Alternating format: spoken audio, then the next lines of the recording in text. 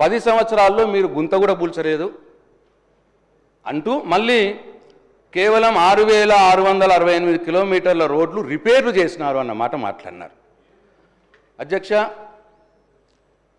తుమ్మల గారి పీరియడ్లో, నా పీరియడ్లో, టోటల్గా కేసీఆర్ గారి ప్రభుత్వ హయాంలో అంతకుముందు 60 ఏళ్ల క్రితం డబుల్ రోడ్లు 6,093 కిలోమీటర్లు ఉంటే మా బీఆర్ఎస్ ప్రభుత్వ హయాంలో 8,439 కిలోమీటర్ల కొత్తవి సింగిల్ లేన్ నుంచి డబుల్ లేన్ మార్చినాము. అది రిపేర్లు కావు, అది కొత్తగా రోడ్లు వేయడము. అట్లనే అంటే ఎంత 60 ఏళ్లలో ఉన్నంత దానికంటే ఎక్కువ చేసినాం అధ్యక్ష 10 సంవత్సరాల కాలంలో. అట్లనే 4 లేన్లలో 669 కిలోమీటర్లు ఉంటే 60 ఏళ్ళ మొత్తం తెలంగాణ రాకున్న మొదలు మేము వచ్చినాక 485 కిలోమీటర్లు కొత్తగా 4 లైన్లు వేసినాం అధ్యక్ష. అంటే ఆల్మోస్ట్ 60 ఏళ్లలో ఉన్న దానికంటే 80% మళ్ళీ మేము కొత్తగా వేసినాం అధ్యక్ష. నేషనల్ హైవేస్లు కూడా పట్టించుకోలేదు, మీరు అడగలేదు, మీరు ఏం చేయలేదు అని అన్నారు అధ్యక్ష. తుమ్మల గారు ఉన్నప్పుడు కావచ్చు, నేను కావచ్చు, స్వయంగా కేసీఆర్ గారు కావచ్చు, రిపీటెడ్గా నేషనల్ హైవేస్ విషయంలో గడ్కరీ గారిని, ప్రధానమంత్రి గారిని కలిసి పరిశీలి చేస్తే అధ్యక్ష 60 ఏళ్ల కంటే మొదలు ఈ రాష్ట్రంలో నేషనల్ హైవేస్ 2,511 కిలోమీటర్లు ఉంటే మా 10 సంవత్సరాల బీఆర్ఎస్ ప్రభుత్వ హయాంలో 2,472 కిలోమీటర్లు ఆడైనాయి అధ్యక్ష. అంటే ఆల్మోస్ట్ అప్పుడు ఎంత ఉండేనో కేవలం 10 సంవత్సరాల కాలంలో అంత యాడ్ చేసాం అధ్యక్ష. ఇకపోతే బిల్డింగ్స్ విషయం తెలుసు. మొన్న ఒక సభ్యురాలు ఎవరు అన్నారు, మీరు కట్టుకుంటే మేము ఇళ్లలో పెట్టుకుంటామా అన్నారు. ఇళ్లలో పట్టవు అధ్యక్ష, బిల్డింగ్లు పట్టవు, రోడ్లు పట్టవు, అన్నీ కనిపిస్తూనే ఉంటాయి అధ్యక్ష. బిల్డింగ్ల విషయంలో అధ్యక్ష తెలంగాణ రాకున్న మొదలు R&B డిపార్ట్మెంట్ హయాంలో వారు కట్టినవి 60 సంవత్సరాలలో 30 లక్షల స్క్వేర్ ఫీట్ కట్టినారు అధ్యక్ష. బీఆర్ఎస్ ప్రభుత్వ హయాంలో 10 సంవత్సరాల కాలంలో 1 కోటి స్క్వేర్ ఫీట్ల కొత్త బిల్డింగ్లు కట్టి ఇవాళ 1,32 స్క్వేర్ ఫీట్లు ఉన్నాయి అధ్యక్ష R&B డిపార్ట్మెంట్లో. ఆ బిల్డింగ్లు అందరికీ తెలుసు, నేను డీటెయిల్గా పోవక్కర్లేదు. 20-30 జిల్లాల్లో ఇంటిగ్రేటెడ్ డిస్ట్రిక్ట్ కలెక్టరేట్స్ ఉన్నాయి, 25 కంప్లీట్ అయినాయి, 94 ఎమ్మెల్యే క్యాంప్ ఆఫీసులు అయినాయి. అట్లే బ్రహ్మాండమైనటువంటి సెక్రటరియట్ ఇవాళ తెలంగాణకు ఒక మకుటంలా ఉన్నటువంటి సెక్రటరియట్ కట్టుకున్నాం. అమరులకు గౌరవం ఇచ్చేందుకు అమరవీరుల స్మారక చిహ్నం కట్టుకున్నాం. యాదాద్రి టెంపుల్ కట్టుకున్నాం, మొన్న దాని మీద చర్చ జరిగింది గొప్పగా. ఈ ప్రపంచంలోనే కృష్ణశిలతోటి కట్టినటువంటి ఒకే ఒక ఆలయం యాదగిరిగుట్ట ఆలయం అధ్యక్ష. అట్లనే అనీసుల్ కుర్బా అని అనాథ శరణాలయం కట్టుకున్నాం. అట్లనే జామే నిజామియాలో మంచి ఆడిటోరియం కట్టుకున్నాం, నాకి బిల్డింగ్స్ కట్టుకున్నాం, గెస్ట్ హౌస్ కట్టుకున్నాం. ఇవన్నీ R&B డిపార్ట్మెంట్ డబ్బులతోటి. అయిపోయింది సార్, అయిపోయింది సార్ వారు అన్నదానికి చెప్పిన సార్, అయిపోయింది సార్. అయ్యా భట్టి గారు, అట్లనే సార్ వేరే బిల్డింగ్స్ కూడా మేము చేస్తూ వేరే డిపార్ట్మెంట్ డబ్బులతోటి మేము R&B డిపార్ట్మెంట్ ఆ రోజు ఉన్నప్పుడు చేసే బిల్డింగ్స్ కూడా చాలా ఉన్నాయి అధ్యక్ష. కమాండ్ కంట్రోల్ ఉంది, ఒక 7-8 మెడికల్ కాలేజీలు కట్టినాం, హాస్పిటల్స్ మొదలుపెట్టినాం, అవి నడుస్తూ ఉన్నాయి.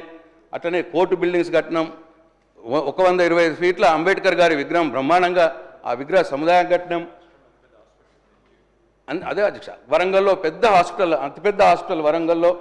అట్లాగే centre for Dalit studies building కట్టినాం. అట్లనే హాస్పిటల్ స్ట్రీమ్స్ హైదరాబాద్లో కట్టినాం, ప్రెస్ అకాడమీ బిల్డింగ్ కట్టినాం. ఇట్లా చాలా ఉన్నాయి సార్. కానీ దయచేసి మీ ద్వారా ఈ ప్రభుత్వానికి నా విజ్ఞప్తి ఏంటంటే, మా మీద కోపం ఉంటే ఉన్నాయండి, ఆ అంబేద్కర్ గారి విగ్రహ సముదాయాన్ని ప్రజలకు అందుబాటులో పెట్టమని, అట్లే అమరుల స్మారక చిహ్నం దాన్ని కూడా ప్రజలకు అందుబాటులో పెట్టమని మీ ద్వారా నేను ప్రభుత్వాన్ని కోరుతా ఉన్నాను అధ్యక్ష. ఇక అట్లనే CRIFలో మీరు 2018 నుండి మీరు ఒక్క పైస తేలేదు, ఒక్క రూపాయి తేలేదు అన్న మాట మాట్లాడినారు అధ్యక్ష. ప్రతి సంవత్సరం CRIFలో డబ్బులు వచ్చినాయి. 2014 నుంచి 2014-15లో 51 కోట్లు, 2015-16లో 135 కోట్లు, 2016లో 280 కోట్లు, 2017లో 249 కోట్లు, 2018లో 279 కోట్లు, 2019-20లో 234 కోట్లు, 2020-21లో 253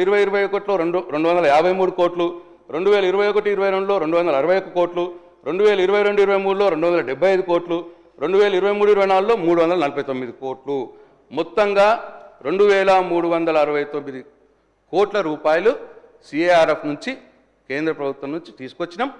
ఇక్కడ కూడా 2,519 కోట్లు ఖర్చు పెట్టినాం, వాళ్ళు ఇచ్చిన దానికంటే ఎక్కువ ఖర్చు పెట్టినాం అధ్యక్ష. మొన్న వీరు వచ్చిన తర్వాత తెచ్చిన డబ్బు 283 కోట్ల రూపాయలు అధ్యక్ష.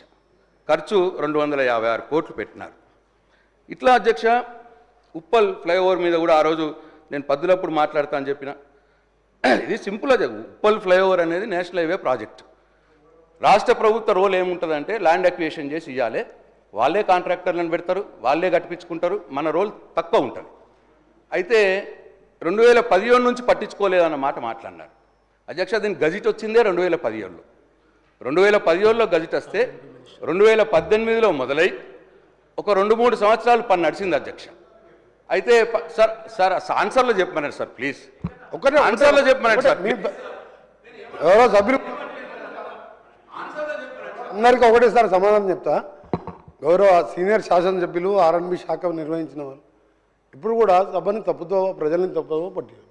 మేము వచ్చినాక సిఆర్ఐఎఫ్కి వెళ్ళి 850 కోట్ల రూపాయలు శాంక్షన్ చేయించి వర్క్స్ అన్నీ కూడా 50% అయిపోయినాయి.